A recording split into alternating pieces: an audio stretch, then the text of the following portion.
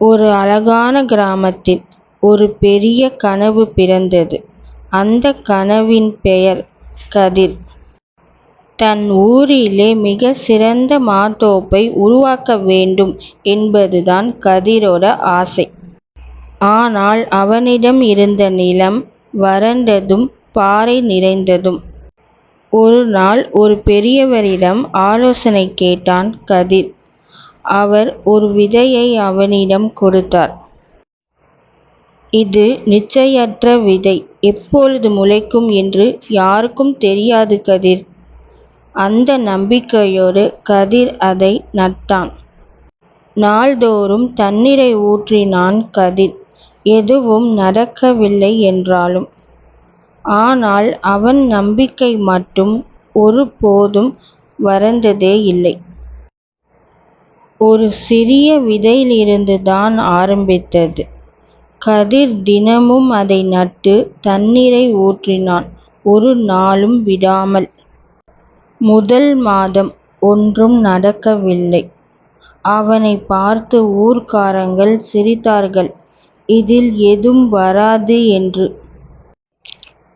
6வது மாதம் முளைக்கவே இல்லை அந்த விதை.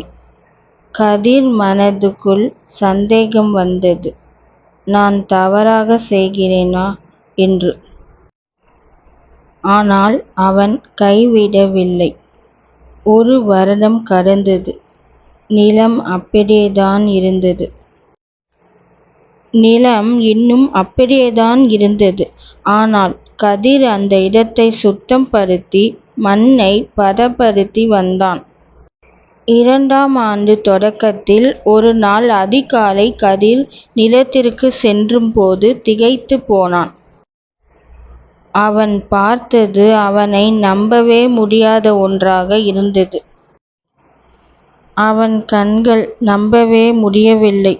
அந்த சிறிய விதை முளைத்து 2 நாட்களிலே ஒரு ஆள் உயரம் வளர்ந்து இருந்தது.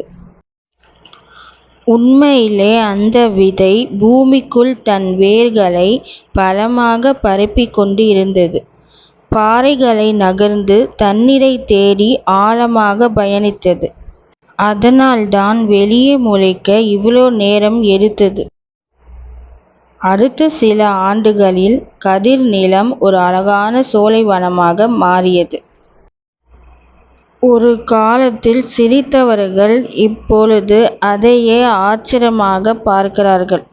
வெற்றி என்பது ஒரு நாளில் கிடைப்பது அல்ல.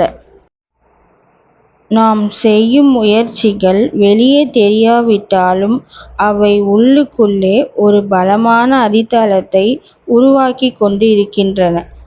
அதனால் முயற்சியை ஒருபொழுதும் கைவிடாதே. உங்களோட கருத்தை கமெண்ட்ல சொல்லுங்க. நம்ம சேனலை மறக்காம சப்ஸ்கிரைப் பண்ணிக்கோங்க.